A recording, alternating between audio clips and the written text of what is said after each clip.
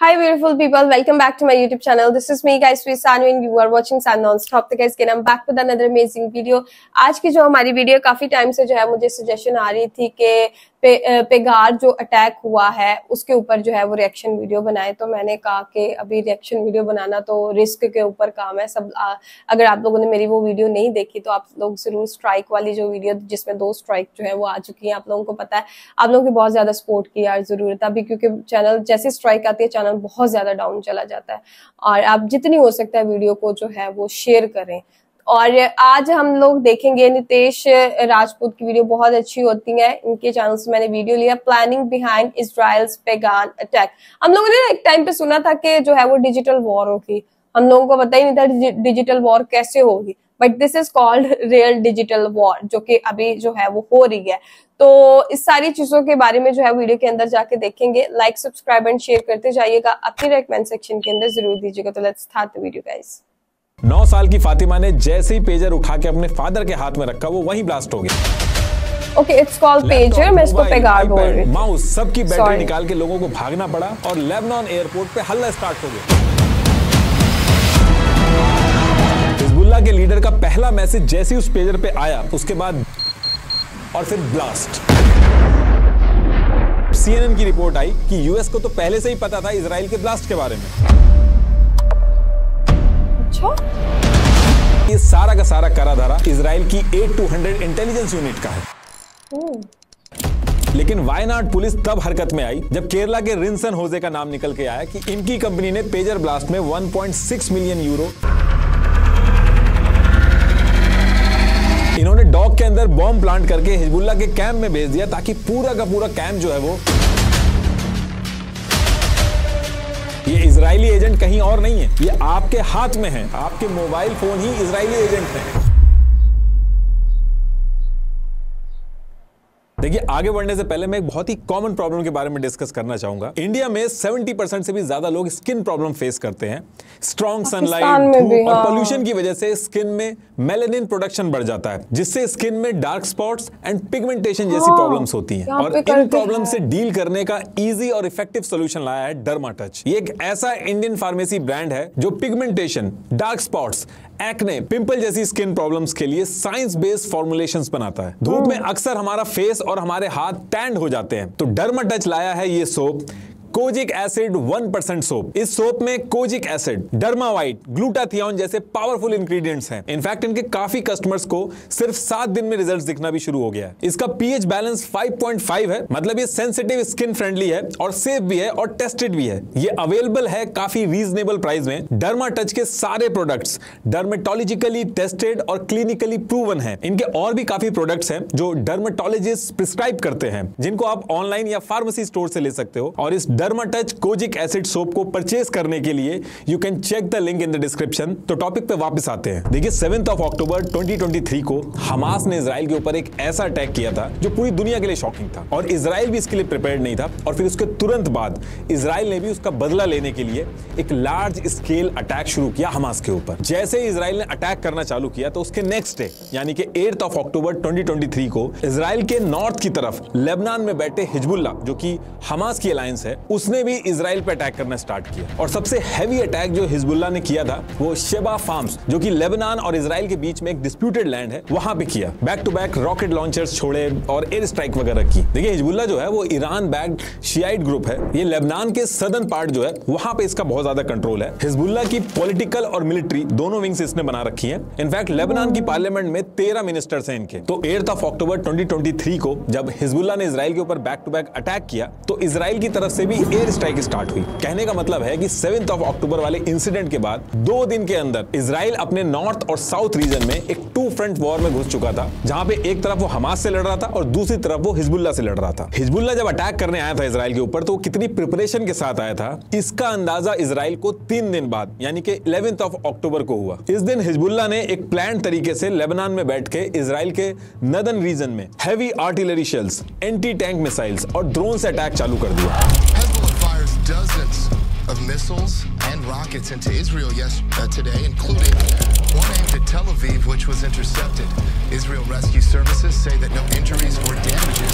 और जब ये लड़ाई चल रही थी इजराइल और हिजबुल्लाह के बीच में, तो सेम वीक में ये खबर आने लगी कि हिजबुल्लाह के 20 मिलिटेंट पैराग्लाइडर्स का यूज करके नॉर्दर्न इजराइल में घुसने वाले हैं, और जो 7 अक्टूबर को हमास ने किया था इजराइल के अंदर, सेम वही चीज दोबारा से रिपीट होने वाली है, और इस बार इजराइल के नॉर्दर्न पार्ट में होगी। और जब ये खबर सर्कुलेट होना चालू हुई तो इजराइल के पूरे नॉर्दर्न रीजन में अलार्म बजने लगे। इजरायली फोर्सेस ने आम जनता से कहा कि आप लोग शेल्टर ले लो। और फिर इस अनाउंसमेंट के बाद करीब 24 to 48 आवर्स के बाद इजराइल की आर्मी ने यह बताया कि एक फॉल्स अलार्म था जो कि ह्यूमन एरर की वजह से बजा था, और ये जो इन्फॉर्मेशन है ये सही नहीं थी और कंसर्न की कोई बात नहीं है। लेकिन जो इजरायली सिटीजन थे, जो इजराइल के नॉर्दर्न एरिया में रहते, यानी कि लेबनान के बॉर्डर के पास में रह रहे थे, उन्होंने थोड़े दिन पहले ही देखा था कि हमास ने किस तरीके से इजराइल में घुस के मारकाट मचाई थी, और सेम टाइम पे हिजबुल्लाह जो था वो काफी हैवी अटैक कर रहा था। तो इजराइल के नॉर्दर्न एरिया में जो इजरायली सिटीजन थे वो डर गए, और करीब 96,000 इजरायली जो थे वो लेबनान के बॉर्डर के पास, यानी कि जो इजराइल के नॉर्दर्न एरिया में रह रहे थे, वो एरिया छोड़ के, यानी कि अपना घर वगैरह छोड़ के दूसरी तरफ आ गए। और जो लेबनान वाली साइड थी वहां पे भी जो सिविलियंस थे वो भी पीछे हट गए थे।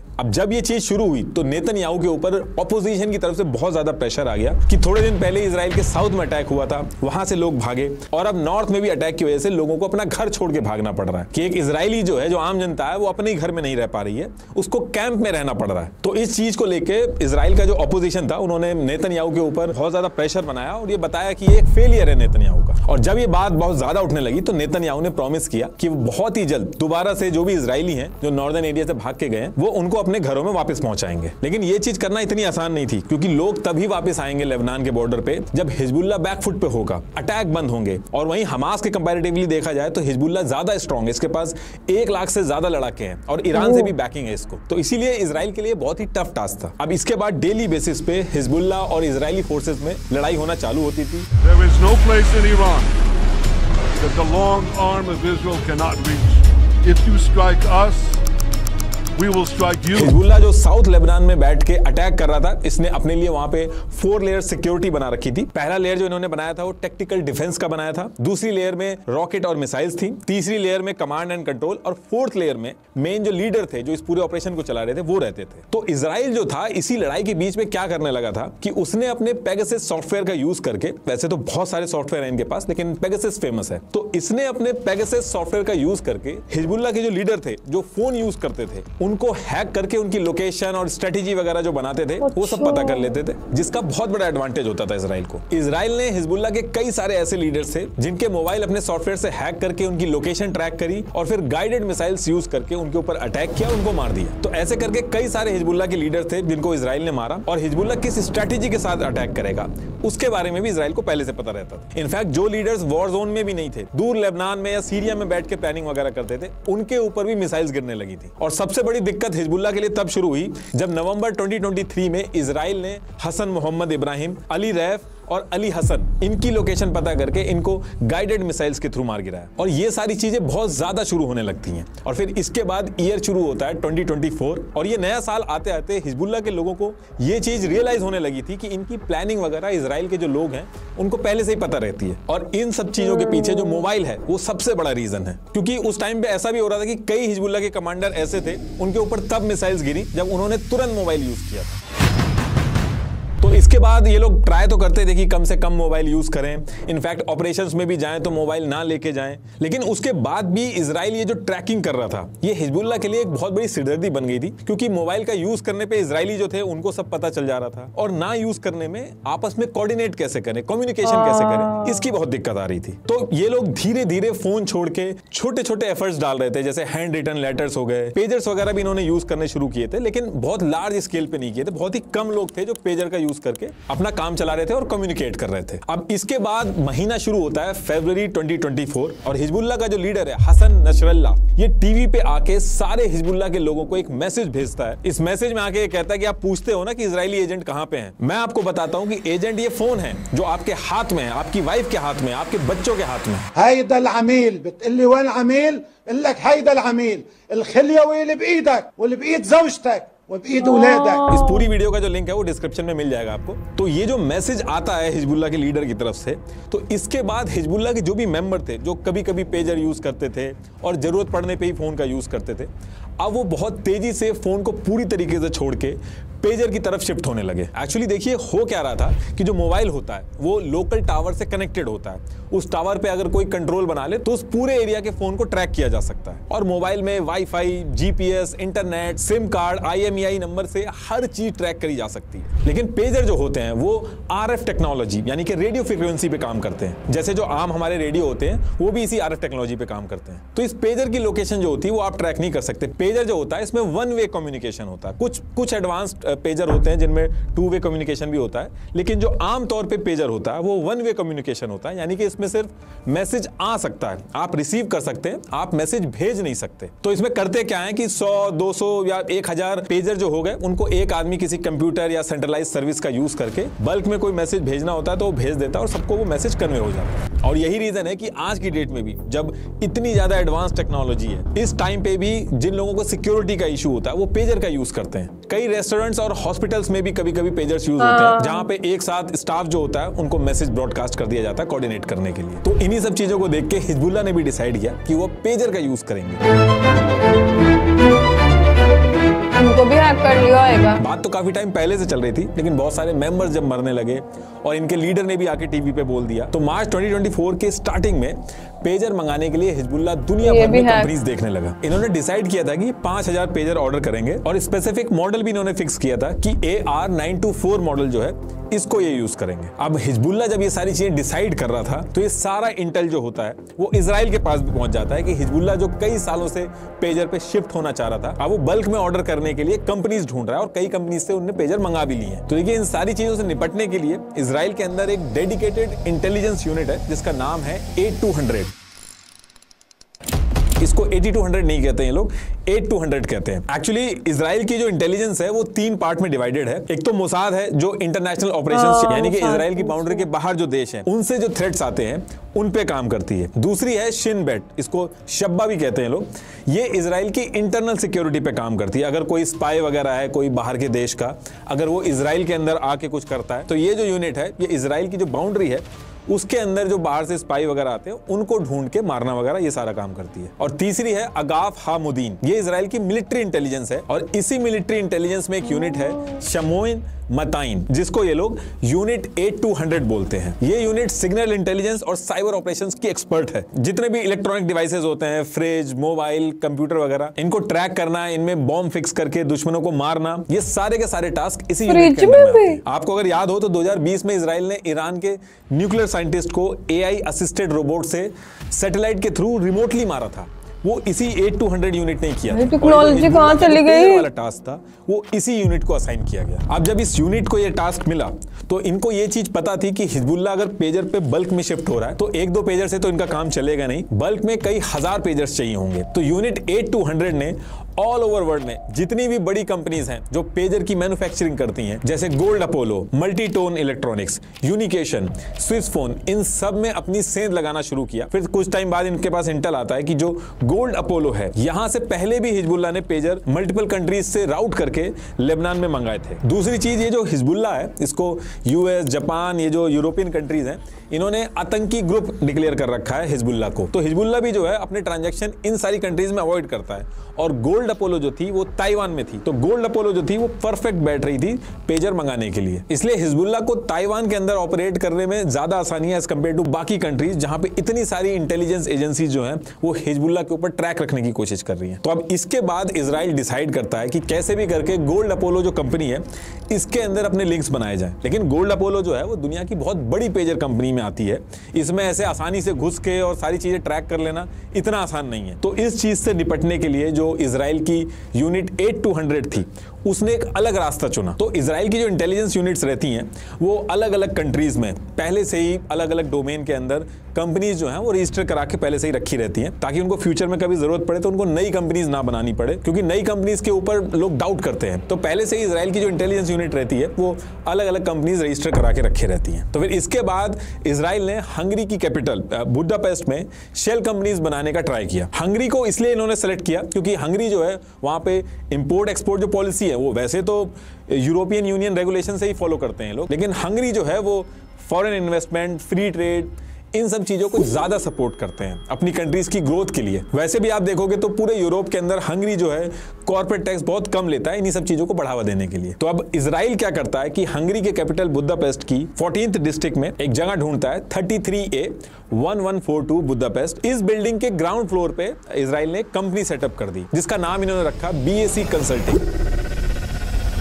ये उस बिल्डिंग की ओरिजिनल फोटो है और इस बिल्डिंग में 13 और कंपनीज रजिस्टर्ड थी। अभी अगर आप इस एड्रेस पे जाओगे तो एक पेपर लगा रखा है इन्होंने और यहां से गायब हैं ये लोग। लेकिन उस पर्टिकुलर टाइम पे इस कंपनी में एक लड़की थी क्रिस्टियाना बारसोनी, इसको इन्होंने CEO बनाया। लेकिन अभी भी इस चीज का कंफर्मेशन नहीं आया है कि जो लड़की थी ये धोखे से इजराइल ने इसको CEO बनाया या फिर इजराइल के साथ एक्चुअल में ये मिली थी। लेकिन रॉयटर्स ने कुछ झूठ पकड़े हैं। BAC कंसल्टिंग की जो वेबसाइट है उसमें इन्होंने दिखाया कि क्रिस्टियाना जो है वो बोर्ड मेंबर है अर्थ चाइल्ड इंस्टीट्यूट की, लेकिन पता किया गया तो ये झूठ निकला। ऐसे ही क्रिस्टियाना का जब रिज्यूमे निकाला गया तो उसमें भी झूठ पकड़ा गया। उसमें भी उन्होंने दिखाया कि वो इंटरनेशनल एटॉमिक एनर्जी एजेंसी की प्रोजेक्ट मैनेजर हैं, जबकि ऐसा नहीं था। वो वहां पे प्रोजेक्ट मैनेज नहीं कर रही थी। तो फिलहाल तो क्रिस्टियाना को सब लोग रीच आउट कर रहे हैं लेकिन किसी की बात नहीं हो पाई है उनसे। अभी टोटल 2 लोगों का नाम आया जिसके बारे में सबसे ज्यादा डिस्कशन स्टार्ट हुआ। एक तो क्रिस्टियाना और दूसरे हैं इंडियन ओरिजिन के रिंसन होजे जो केरला से नॉर्वे माइग्रेट हो गए थे। इस पेजर की डील में इनका भी नाम आया कि इनकी जो कंपनी है नोटा ग्लोबल लिमिटेड, इसके थ्रू इन पेजर्स के लिए 1.6 मिलियन यूरो पहुंचाए इजराइल को हेल्प करने के लिए। लेकिन इनकी कंट्री की जो नेशनल सिक्योरिटी एजेंसी है उसने मना कर दिया कि ऐसा कुछ भी नहीं है। लेकिन फिलहाल इंडिया के अंदर जो वायनाड पुलिस है उसने रिंसन होजे के बारे में इंक्वायरी स्टार्ट कर दी है। तो अब यहां से इजराइल का प्लान ये था कि ये BAC कंपनी जो है इसको सेटअप करके इसको फ्रंट पार्टी बनाया जाएगा गोल्ड अपोलो से डील करने के लिए। अभी आएगा आगे कि कैसे किया। और BAC कंपनी के अलावा 2 और शेल कंपनीज बनाई गई जिनका नाम, एड्रेस, उसके बारे में कोई भी चीज अभी तक पता नहीं चल पाई है। इन्हीं दोनों कंपनीज के लिए बोला जा रहा है कि ये कंपनीज इजराइल के मास्टर प्लान का पार्ट थी। तो इजराइल ने जब ये फर्जी कंपनीज बना ली थी तो ये फर्जी कंपनी बनाने के बाद इन्होंने जेन्युइन क्लाइंट्स बनाना स्टार्ट किया और पूरे एरिया के अंदर बल्क में पेजर सप्लाई करने का काम स्टार्ट किया। अब ये जो पेजर्स थे इनकी मैन्युफैक्चरिंग ये यहीं पे कर रहे थे या कहीं से लेके आ रहे थे ये भी क्लियर नहीं है। ये सारी चीजें जो मैं आपको बता रहा हूं ये न्यूयॉर्क टाइम्स में शेरा फ्रेंकेल, साद और रोनिन ने जो 18 सितंबर को एक रिपोर्ट पब्लिश की थी उसके बेसिस पे बता रहा हूं और अभी इसी रिपोर्ट के बारे में हर जगह डिस्कशन चल रहा है। इन सबके लिंक्स भी आपको डिस्क्रिप्शन में मिल जाएंगे। ये शेल कंपनी बनाने के बाद इन्होंने वहां पे ये दिखाया था कि ये European institute of innovation and technology, इसके ये इंफॉर्मेशन कोऑर्डिनेटर हैं जो यूरोपियन कमीशन के लिए बल्गेरिया, क्रोएशिया, एस्टोनिया, हंगरी, माल्टा, लाविया ऐसी कंपनीज में अपना बिजनेस करते हैं। अब ये सारी चीजें सेटअप करके इजराइल ने बिजनेस तो स्टार्ट कर दिया था, लेकिन इजराइल को पता था कि उनकी बनाई हुई जो शेल कंपनीज हैं वो कितना भी बड़ा बिजनेस कर लें, मल्टीपल कंट्रीज में अपने बिजनेस को दिखा दें, लेकिन हिजबुल्लाह जो है वो एक ऐसी कंपनी जो अननोन है उसके पेजर्स को हाथ भी नहीं लगाएगा। तो इसी चीज से निपटने के लिए ये लोग ट्राई करते हैं गोल्ड अपोलो जो ताइवान के अंदर है उसके टच में आने के लिए, क्योंकि इनका मानना था कि गोल्ड अपोलो जो है वो हिजबुल्लाह का ट्रस्टेड है, वहां से पहले भी इन्होंने पेजर्स मंगाए हैं। तो इस चीज से निपटने के लिए ये लोग क्या करते हैं, ये बुडापेस्ट के बिजनेसमैन बन के पहुंचते हैं ताइवान और वहां जाके गोल्ड अपोलो जो कंपनी है उसके ऑफिस में मीटिंग फिक्स करते हैं। मल्टीपल डिस्कशन होते हैं वहां पे और उसके बाद ये गोल्ड अपोलो को एक एग्रीमेंट के लिए रेडी कर लेते हैं जिसमें यह था कि गोल्ड अपोलो जो है वो इजराइल की ये जो BAC कंसल्टिंग है इसको अपना नाम और ब्रांडिंग यूज करने देंगे, जिसमें यह था कि BAC कंसल्टिंग जो है वो अपने खुद के AR924 जो पेजर डिवाइसेस हैं वो खुद ही बनाएगी, सब कुछ खुद ही करेगी, बस मॉडल के ऊपर गोल्ड अपोलो को लिमिटेड जो है उसके स्टिकर वगैरह लगाएगी, यानी कि ब्रांडिंग वगैरह करके उसको आगे बेचेगी। लेकिन गोल्ड अपोलो को बिल्कुल भी आइडिया नहीं था कि ये इजराइल की बनाई हुई शेल कंपनीज है। और ये जो पूरा एग्रीमेंट वगैरह हुआ था BAC कंसल्टिंग और गोल्ड अपोलो के बीच में, इस पूरी डील के लिए ये फिक्स हुआ था कि BAC कंसल्टिंग अपने प्रॉफिट में से शेयर भी देगी और साइनिंग बोनस की तरह भी कुछ पैसा दिया जाएगा। ओवरऑल डील बहुत बढ़िया थी, तो गोल्ड अपोलो मना नहीं कर पाता है और वो एग्रीमेंट साइन कर देता है। गोल्ड अपोलो को पता तो था नहीं कि उनके साथ हो क्या रहा है, उन्होंने सोचा बस नाम ही यूज करना है और जो कंपनी है वो भी 2022 की रजिस्टर्ड है, काफी टाइम हो गया, तो वो एग्रीमेंट साइन कर देते हैं। लेकिन उनको बिल्कुल भी आइडिया नहीं था कि इसकी वजह से आगे अभी क्या क्या होने वाला है। अब जैसे ही गोल्ड अपोलो और BAC कंसल्टिंग का एग्रीमेंट साइन होता है, वैसे ही बीएससी कंसल्टिंग के जो पेजर थे अब वो बन गए गोल्ड अपोलो के पेजर, और यही चीज इजराइल चाहता था। और ये जो चीजें मैं बता रहा हूँ ये प्रॉपर ऑफिशियल स्टेटमेंट में गोल्ड अपोलो ने बताया है कि इस एग्रीमेंट में बस हमारा इतना ही काम था कि हमने ब्रांडिंग दी थी, बाकी हमारा इससे कोई लेना देना नहीं है। मैन्युफैक्चरिंग वगैरह ये सारी की सारी बीएससी कंसल्टिंग कर रही थी। ये उसकी कॉपी है, आप पॉज करके पढ़ लेना। इसके बाद बीएससी कंसल्टिंग जो थी इसने पेजर बनाने स्टार्ट किए और अपने मल्टीपल जेन्युइन क्लाइंट्स जो थे उनको पेजर बना के सप्लाई करना स्टार्ट किया। लेकिन एक्चुअल में ये घात लगा के अपने मेन क्लाइंट हिजबुल्लाह का इंतजार कर रहे थे कि कैसे भी करके हिजबुल्लाह को ये अपने खुद के बनाए हुए पेजर जिसपे गोल्ड अपोलो का इन्होंने लोगो लगा रखा था इसको बेच दे। अब हिजबुल्लाह ने गोल्ड अपोलो के जो पेजर्स थे पहले खरीदे थे, लेकिन बुडापेस्ट के बीएससी कंसल्टिंग के बनाए हुए गोल्ड अपोलो के पेजर हिजबुल्लाह को बेचना बहुत ही टफ टास्क था। तो अब यहां से इजराइल क्या करता है कि इजराइल के कई सारे ऐसे स्पाई एजेंट्स थे जो लेबनान के अंदर और हिजबुल्लाह की जो ग्रुप्स थे उनके अंदर मिलके रहते थे, उनको ये टास्क दिया गया कि कैसे भी करके हिजबुल्लाह के अंदर जो ये पेजर की डील करने वाले हैं उनको हमारा क्लाइंट बना के बुडापेस्ट में लेके आओ। और हिजबुल्लाह भी जो है वो डायरेक्ट ऐसे ओपन मार्केट से जाके नहीं मंगा लेता है, उसको भी कई चैनल्स का यूज करके सीक्रेटली पेजर्स मंगाने होते हैं। तो अब इजराइल ने किन एजेंट्स का यूज किया, क्या ट्रिक्स लगाई, बीच में किन कंपनीज का यूज किया, कैसे हिजबुल्लाह को कन्विंस करके रेडी किया कि वो यही बीएससी कंसल्टिंग वाले पेजर्स ही ऑर्डर कर दें, ये अभी किसी को भी नहीं पता है, उसकी इन्वेस्टिगेशन चल रही है। लेकिन कैसे भी करके इजराइल ने इस चीज में कामयाबी हासिल कर ली और हिजबुल्लाह को अपना क्लाइंट बना लिया जैसा वो चाहता था। और as per Sky News Hezbollah ने बीएससी कंसल्टिंग से 5000 पेजर्स का ऑर्डर दे दिया।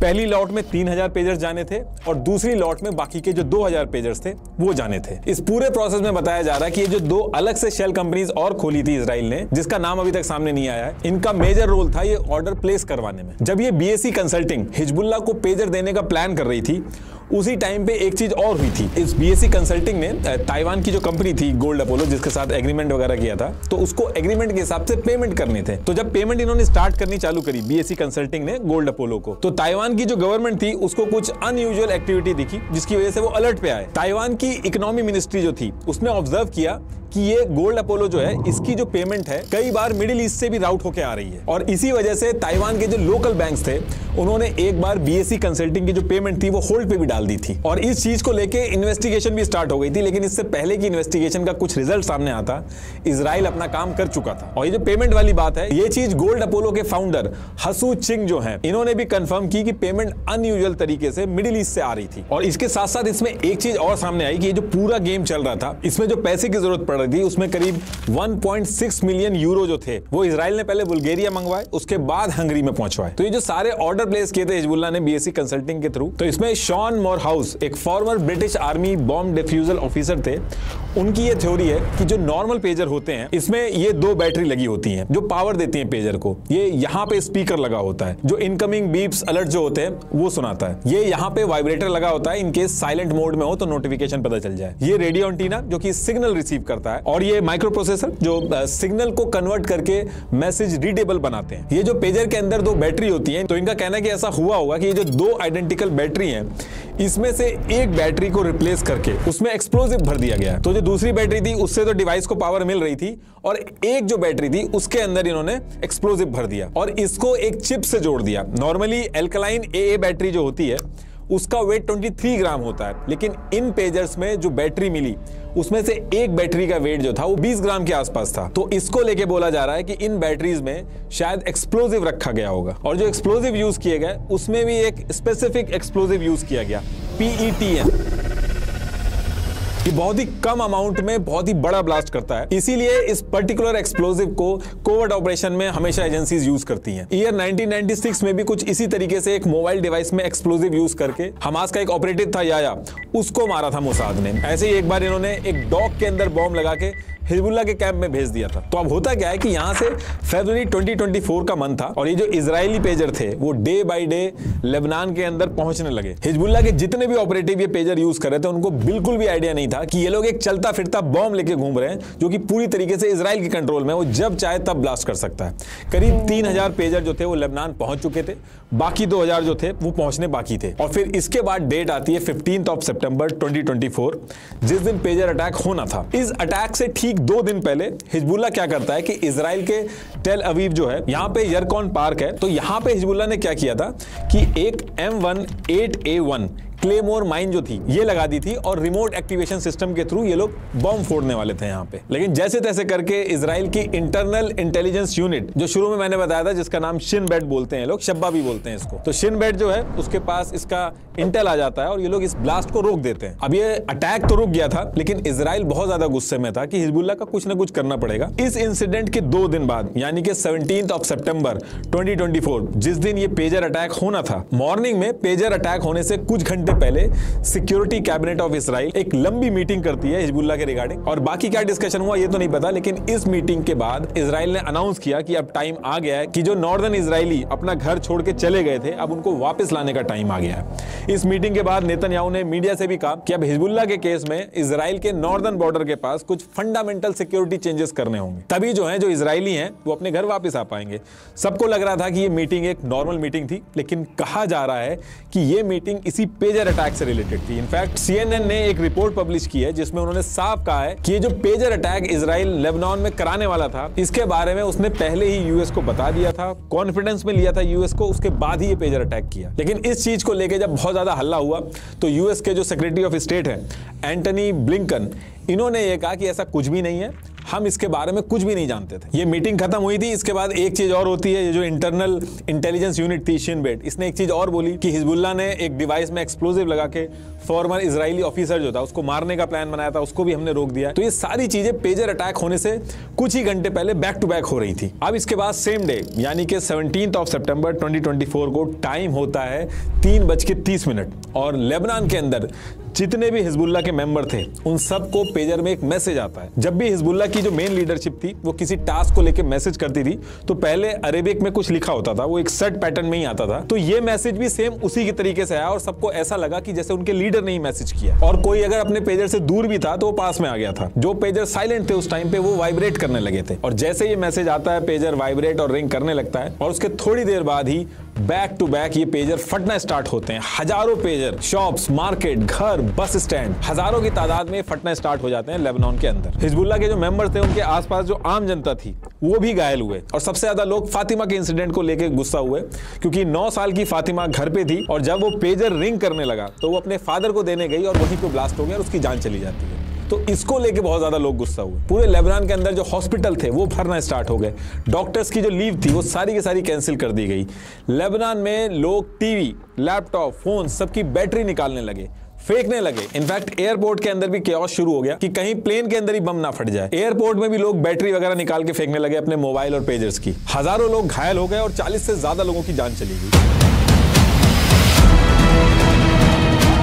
अब इसके नेक्स्ट डे यानी 18 सितंबर 2024 को क्या होता है, 4 लोग जो मर गए थे उनके जनाजे को लेके लोग जा रहे थे तो वहां पे आसपास वॉकी टॉकी थे तो पता चला वॉकी टॉकी भी फटने स्टार्ट हो गए। थोड़ी देर बाद बेरूट के अंदर घर के ऊपर जो सोलर पैनल थे वो फटना स्टार्ट हो गए। अब लोग यहां से और ज्यादा डर गए कि अब नेक्स्ट क्या फटेगा। टीवी, टेबल, फ्रिज, हर एक चीज को लेके लोग डरने लगे कि कब क्या फट जाए, किसी को कोई आइडिया नहीं। लेकिन सबसे ज्यादा हैरानी तब हुई जब Mojtaba Amani, Iranian ambassador to Lebanon, इनके पास से भी पेजर निकल जाता है, वो भी इंजर्ड हो जाते हैं। फिर इसको लेके भी बोला जाने लगा कि हिजबुल्लाह के जो पेजर है ये ईरान के एम्बेसडर के पास क्या कर रहे हैं। अब जब ये वॉकी टॉकी फटने स्टार्ट हुए तो इनका भी पता लगाया जाने लगा कि ये हो क्यों रहा है। तो पता चला कि ये आईकॉम कंपनी के ICF-24 वाले मॉडल हैं जो कि जापान की कंपनी बनाती है। तो इसको लेके तुरंत जापान की कंपनी से भी स्टेटमेंट आ गया कि ये जो वॉकी टॉकी के मॉडल हैं हमने 2014 में ही बनाने बंद कर दिए थे, तो ये कैसे फट रहे हैं हमें भी कुछ आइडिया नहीं। अब जैसे ही इंसिडेंट होता है तो इसको लेके अलग अलग थ्योरी आने लगी, लेकिन सबसे ज्यादा हैरानी वाली बात थी